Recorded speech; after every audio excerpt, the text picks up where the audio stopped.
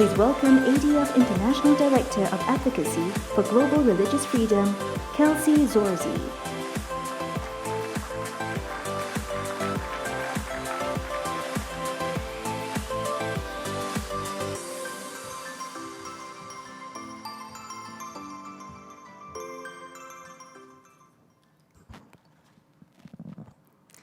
Good evening. The award that I will be presenting tonight was created to honor a current or former member of Congress or Parliament who has served as an exceptional leader in advancing international religious freedom on a global scale. Recipients of this award have served as a voice for the voiceless. They have rallied support for the persecuted and advocated to expand religious freedom. It is an honor for me tonight to present this award to Lord David Alton, a member of the United Kingdom's House of Lords.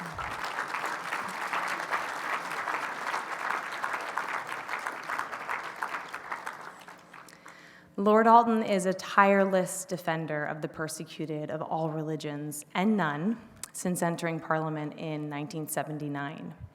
He is a well-respected leader in this space across the lobby for his human rights work that respects each and every individual. He is especially known for his work in recent years, highlighting the persecution in Nigeria, in North Korea, and in China, among many other countries. He has worked with governments and civil society not only to save individual lives, such as Asia Bibi, who many of us here know, but to suggest systemic change in areas such as persecution-based asylum. For such work, he was awarded a papal knighthood.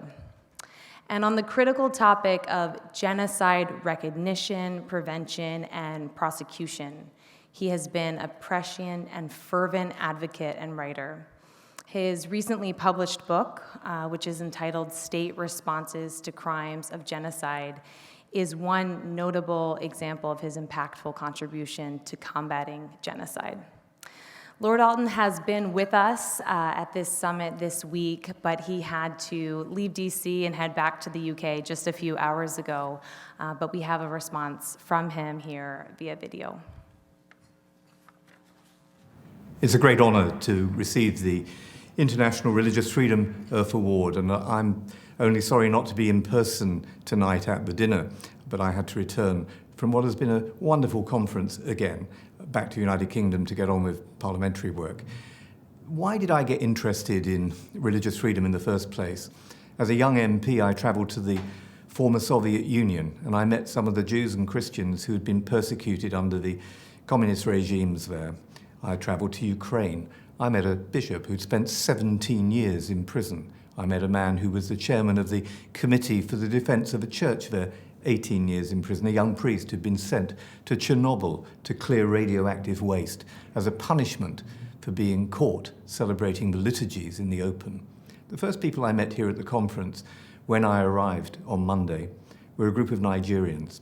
And when I think back to what was happening in the Soviet Union in those days, what is happening in Nigeria today, what is happening in China today, what's happening in Burma today, what's happening in Pakistan and many other countries around the world where hundreds of thousands of people are persecuted for their faith, and how easily that can morph from discrimination into persecution, into crimes against humanity, and even into outright genocide. I realize how much more work we have to do in promoting freedom of religion or belief, religious liberty.